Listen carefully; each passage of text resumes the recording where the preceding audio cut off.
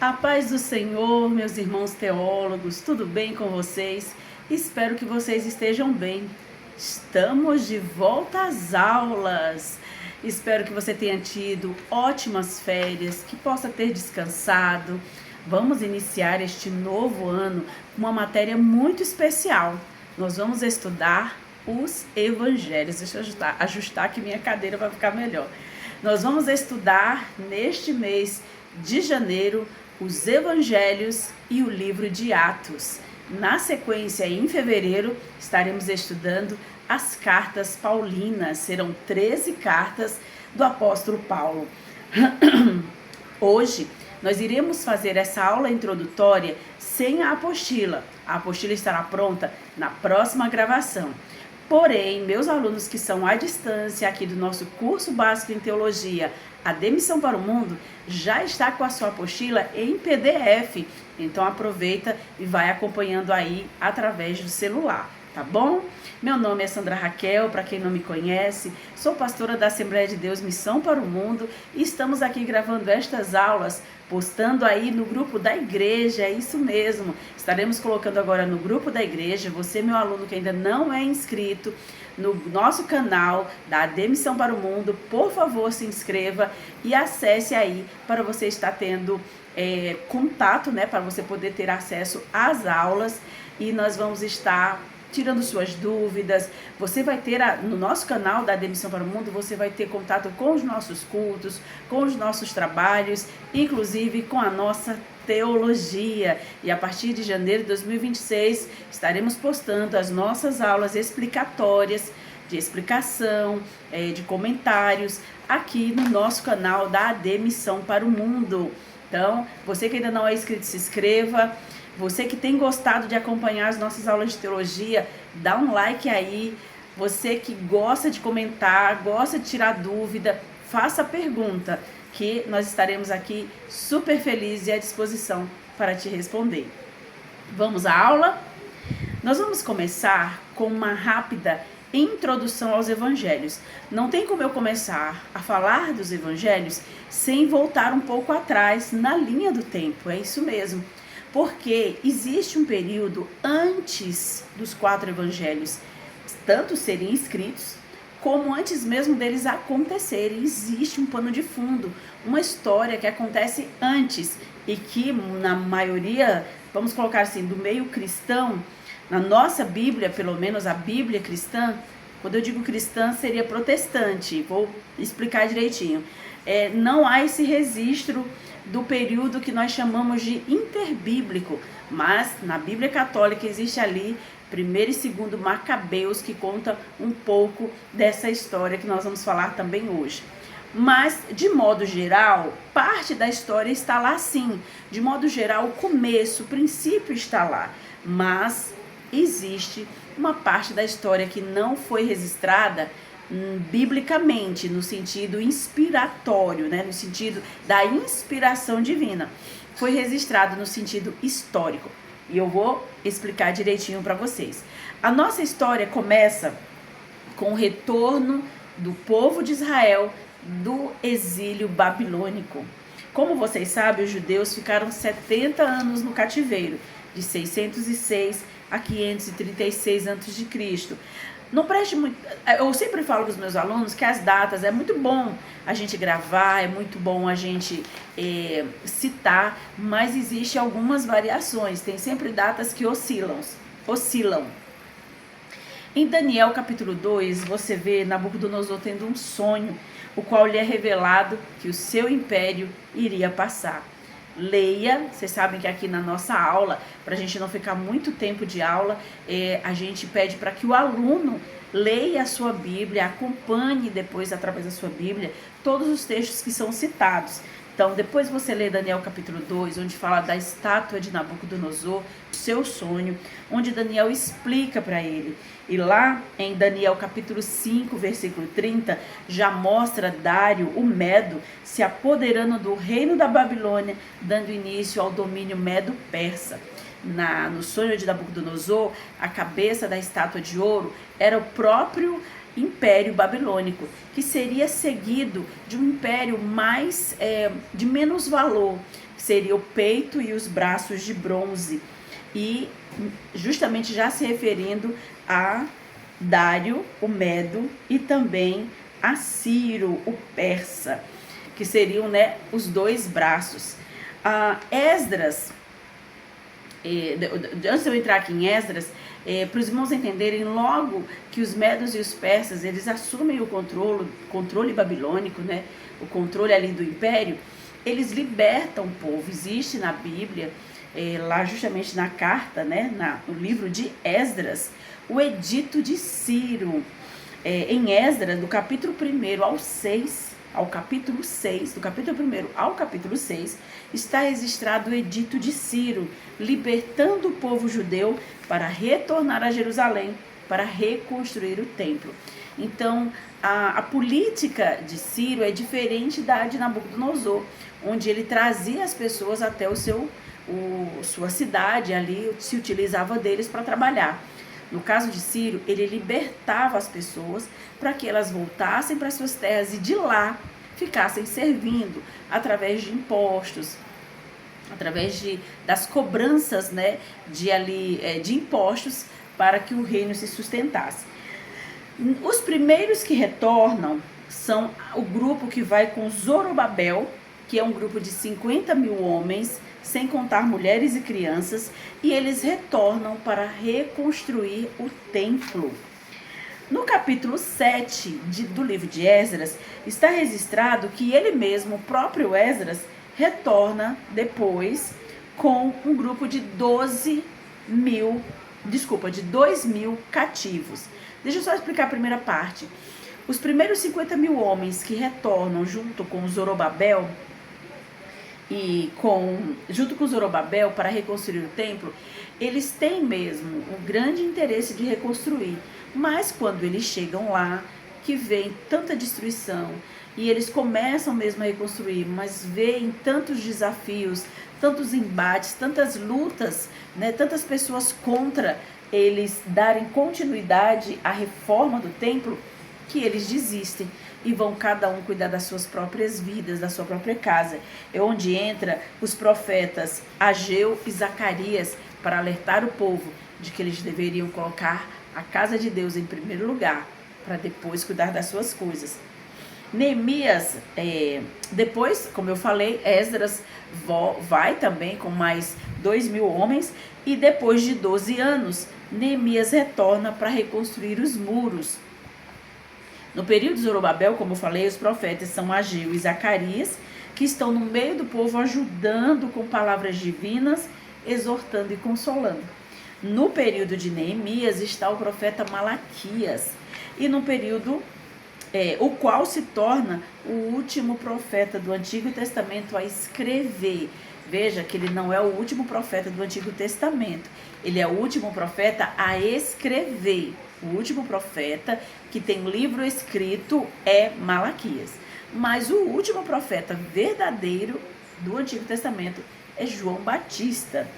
Após essa sequência, os fatos narrados da Bíblia, e após esta sequência destes fatos narrados na Bíblia, segue-se os 400 anos de silêncio, que é o que eu falei para os irmãos, essa primeira parte, onde não há registro inspirado, há registro histórico, mas não há registro inspirado, ou seja, dentro das escrituras sagradas.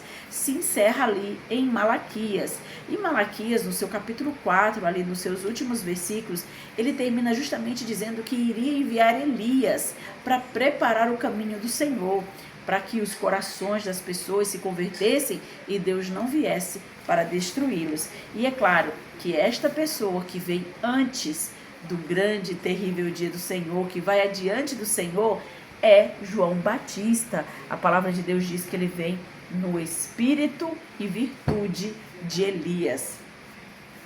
O período interbíblico, ele acontece por volta de 400 anos. O interessante é que, antigamente, algumas Bíblias, depois que se terminava Malaquias, antes de dar início ao Evangelho de Mateus, algumas Bíblias mais antigas, elas tinham 4 páginas em branco. Eu lembro que eu era criança e via isso na Bíblia da minha avó e eu ficava curiosa para saber o que seria. Por que daquelas 4 páginas em branco? Muitas pessoas diziam que eram apenas folhas para você rabiscar, para você escrever alguma coisa. Era folhas de anotações.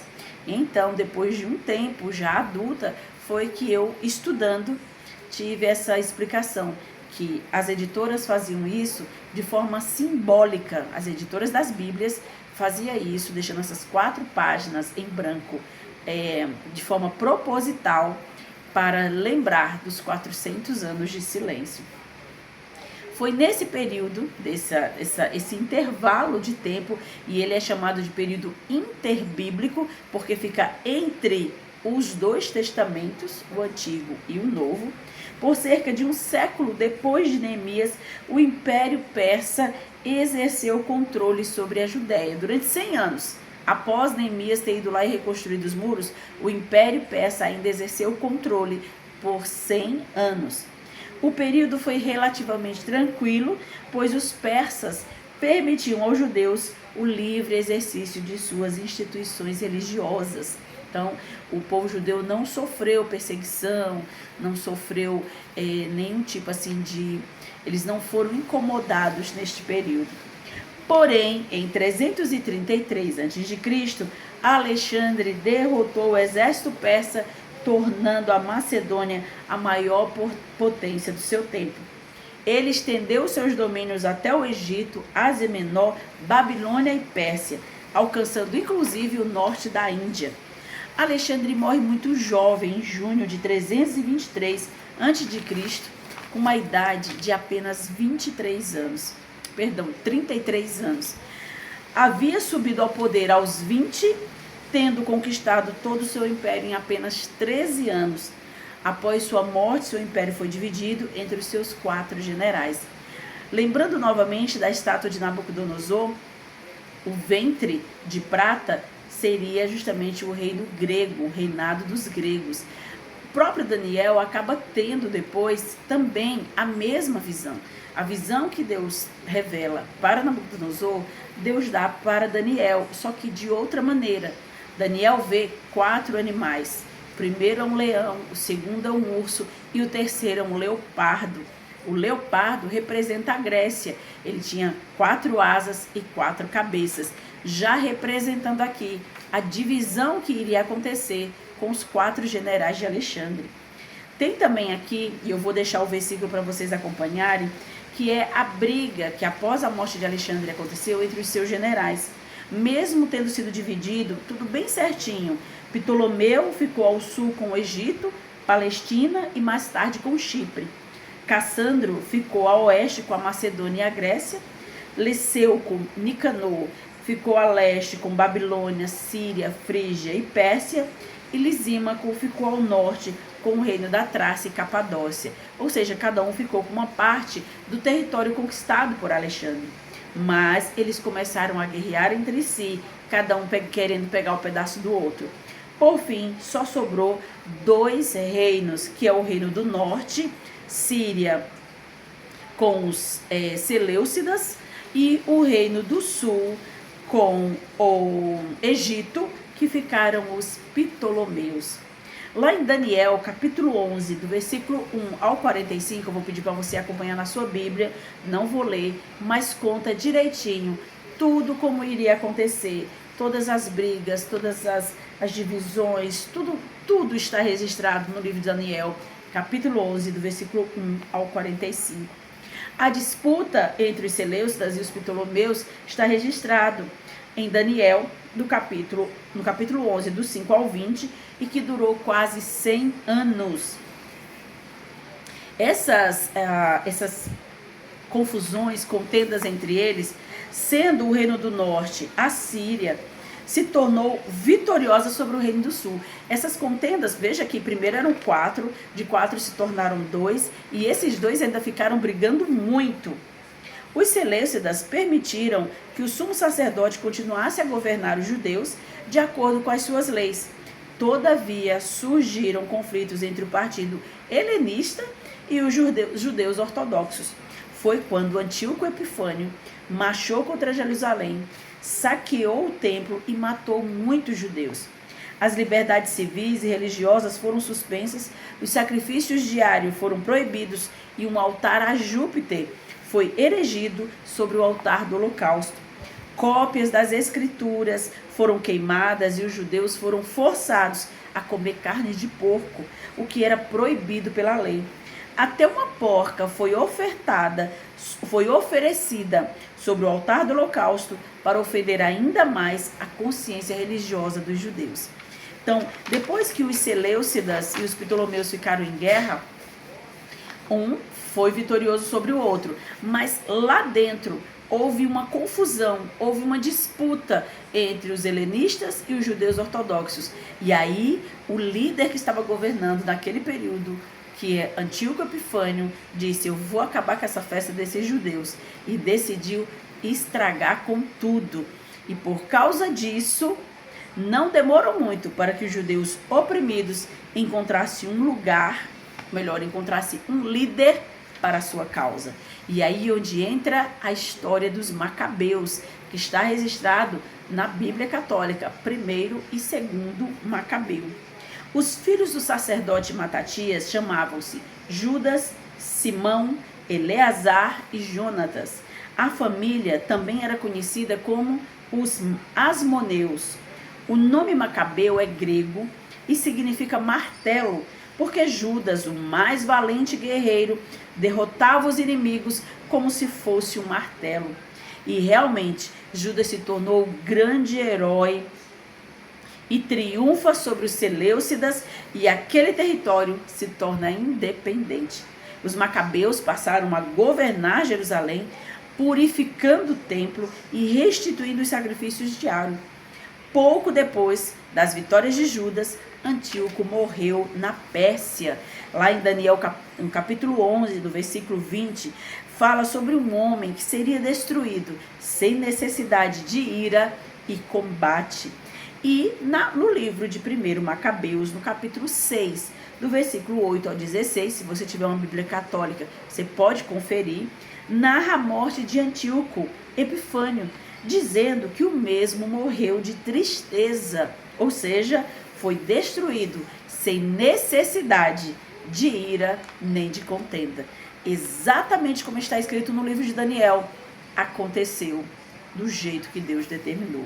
Por isso, irmãos, devemos ter muito cuidado. Há pessoas que desprezam o Antigo Testamento, acham que por nós estarmos no período da graça, só vale para nós o novo. E eu lhe digo que não, porque o Antigo Testamento, ele profetizou as coisas que iriam acontecer no Novo Testamento. O novo é o cumprimento das profecias do Antigo. Então eu não posso desprezar as profecias. E é aí onde entra o Império Romano. Com a morte dos filhos de Matatias, João Hircano, filho de Simão, começou a reinar sobre a Judéia. Os irmãos lembram também que na estátua havia as pernas de ferro e depois os pés, que era de barro misturado com ferro. As pernas de ferro representam o Império Romano. A essa altura, após disputas internas pelo governo, surgiu uma ameaça de guerra civil. Consequentemente, Roma entrou em cena com Pompeu, marchando sobre a Judéia com suas legiões, buscando um acerto entre as partes e o melhor interesse de Roma. Quando Pompeu entrou em Jerusalém, ele instalou Antípater no poder, que por 20 anos governou a Judéia.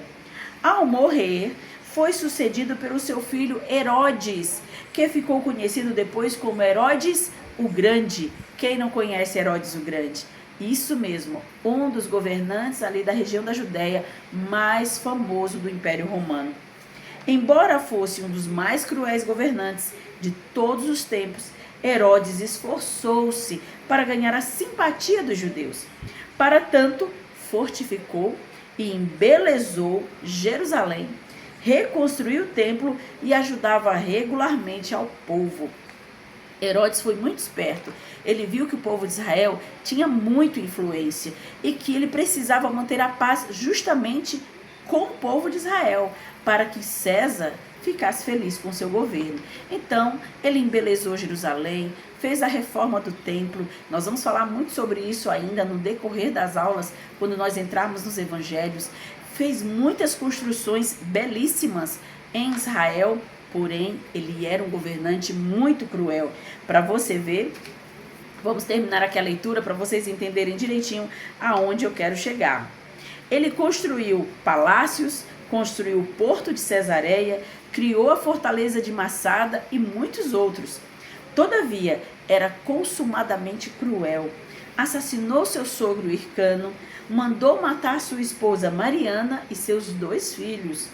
Este é o Herodes que estava governando quando Jesus nasceu e mandou matar os meninos em Belém, por temer o seu rival, chamado Rei dos Judeus. Então você vai lembrar agora, o Herodes, que mandou matar as criancinhas em Belém, era justamente um governante, filho de João Hircano, que era ali ainda da família dos Macabeus. Então, foi vindo ali da descendência deles, por haver essas disputas e guerra civil, foi colocado então ele, o seu pai, para governar, e depois da morte do seu pai, ele assume.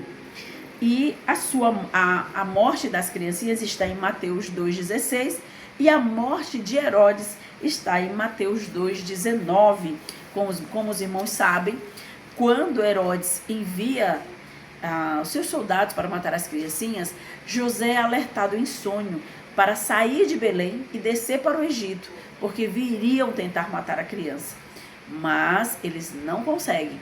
E aí o Senhor, depois que Herodes morre, reaparece a José dizendo: você agora pode voltar, porque aqueles que queriam a morte do menino já morreram.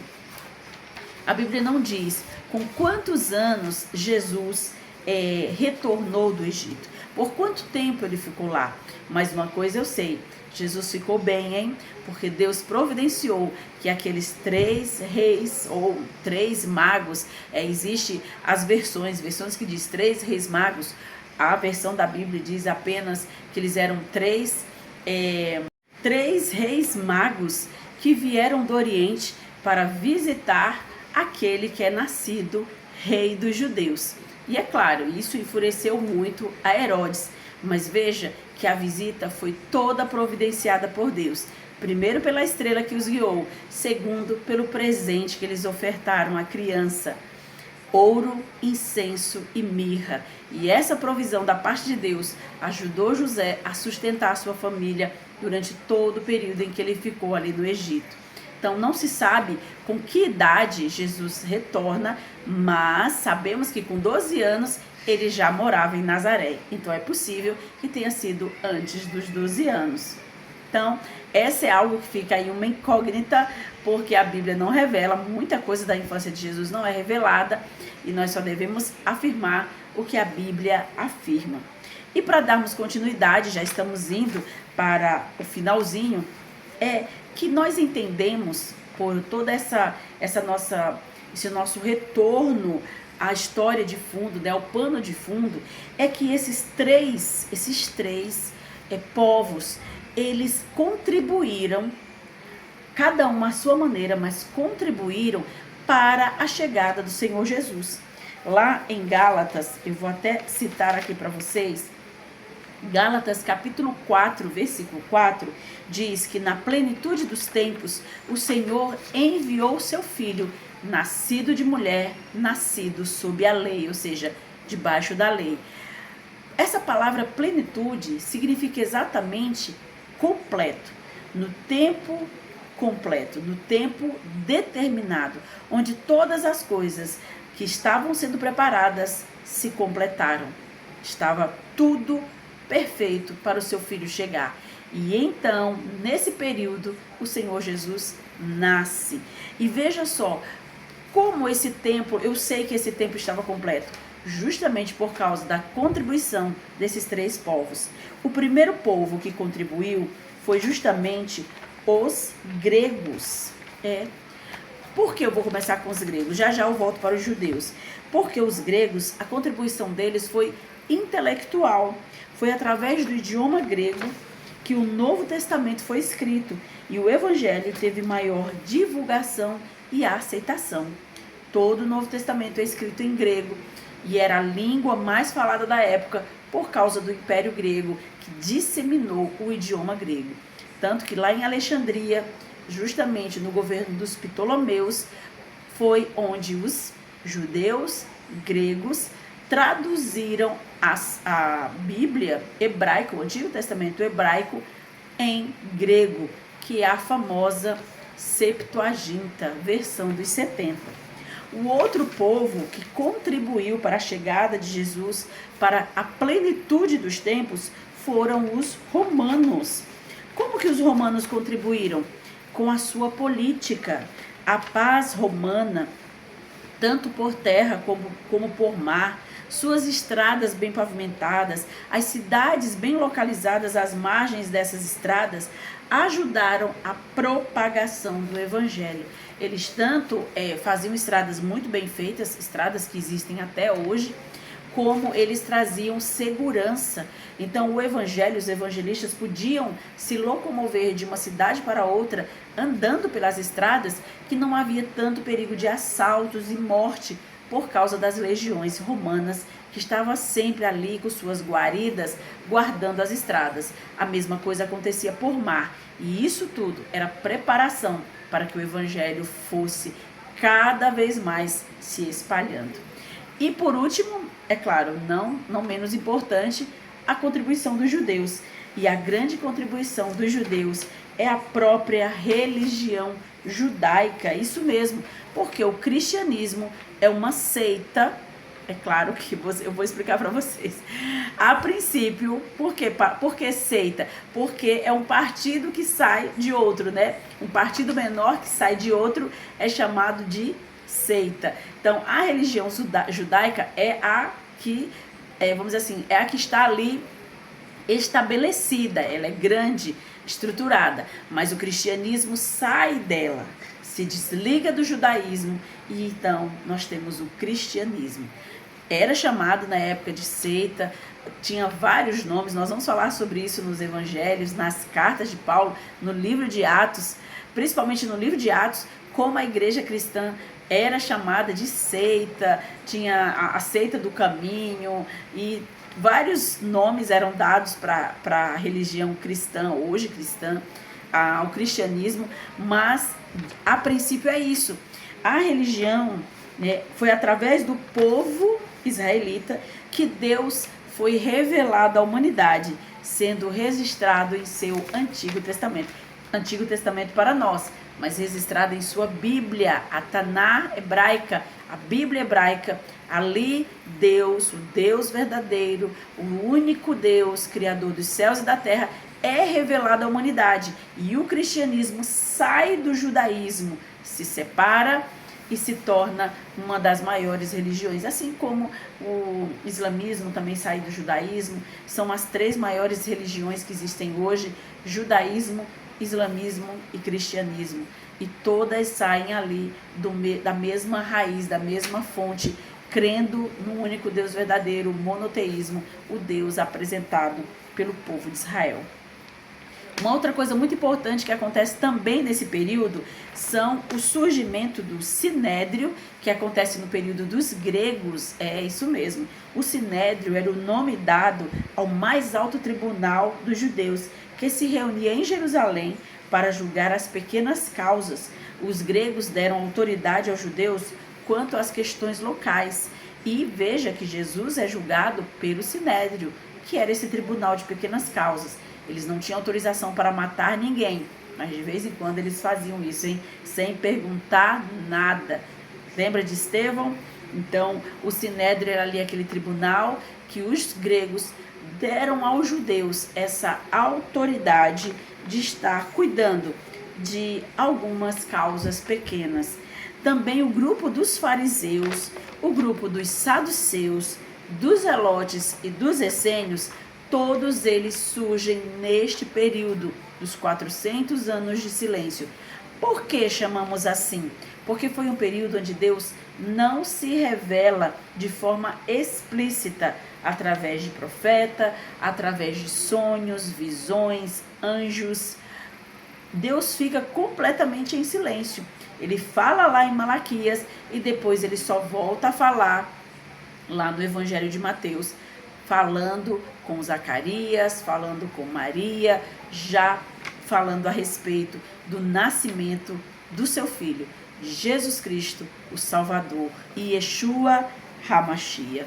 Então, para vocês entenderem que esse silêncio é da manifestação de Deus, por visões, por sonhos, por anjo ou por profeta. Porém, não significa que Deus estava parado, sem fazer nada. Pelo que nós já estamos descrevendo até agora, já estamos quase para terminar. Pelo que nós estamos descrevendo até agora, Deus estava trabalhando e trabalhando muito, preparando tudo para a chegada do seu filho. Também os fariseus, o grupo dos fariseus, que essa palavra fariseu significa separados, e também dos saduceus, estes eram partidos políticos religiosos dentro do judaísmo. Eles se separavam porque não concordavam com algumas coisas e então ali criavam o seu próprio grupo. Os fariseus não gostavam da união entre o Estado e a religião, e quanto que os saduceus achavam muito bom que a religião estivesse junto com o Estado para governar. E uma coisa interessante também dos saduceus é que eles não acreditavam nem em anjos, nem em espíritos e nem em ressurreição. Vai ter uns embates muito bons entre Jesus e os saduceus nos evangelhos. Você não perde por esperar. O grupo dos Zelotes também era um grupo fundado por Judas, que liderou a revolta contra Roma. Estes Zelotes desencadearam a destruição do templo de Jerusalém no ano 70. E por último, os essênios, que é um grupo que não acreditava mais nos rituais, procuraram se retirar e irem para as proximidades do Mar Morto. Eles queriam ficarem isolados, então eles vendiam tudo que eles tinham e ficaram ali naquela comunidade, só podia ser de homem, não podia entrar mulher, e eles se dedicavam a fazer cópias da Torá e de outras literaturas judaicas. E aí, neste momento, agora sim, nós vamos concluir dizendo que quando você pensar que Deus está em silêncio, isso significa que nada está acontecendo a seu favor. Pode ficar tranquilo, porque com base no que nós estudamos hoje, nesse pano de fundo, antes de darmos início ao Evangelho, nós percebemos que Deus trabalhou muito a favor da preparação da chegada do seu filho. Uma criança que durante muitos anos iria ficar em oculto, sem ninguém nem imaginar que o Salvador já estava no meio deles, que aquele que viria para solucionar todo o problema do pecado já vivia entre eles. E eles só foram perceber quando Jesus chegou na idade de 30 anos, que é quando começa a história. Eu vou trazer na próxima aula para vocês, desde o comecinho do anúncio do nascimento de Jesus até o momento em que ele se apresenta a João Batista para ser batizado ali no Rio Jordão. É muito lindo ver a sequência na ordem cronológica. A ordem que está nos evangelhos, ela não segue a cronologia. A gente vai falar isso também na próxima aula. Mas vale a pena vocês aprenderem como tudo aconteceu de forma cronológica. Está nos evangelhos, mas a gente precisa pegar um pouquinho de cada um e fazer ali a cronologia de como tudo aconteceu. E você vai ver o quanto nosso Deus é fiel, como Ele é bom. E quando Ele promete, Ele verdadeiramente cumpre. Que Deus abençoe você. Se você gostou dessa aula, dê um like. Se você não é inscrito, se inscreva. Se você quer ser aluno, entre em contato conosco. Nós temos as nossas aulas online e temos a apostila também em PDF. E você pode estudar de qualquer lugar do mundo. Que Deus te abençoe, te fortaleça, te sustente e até a próxima aula.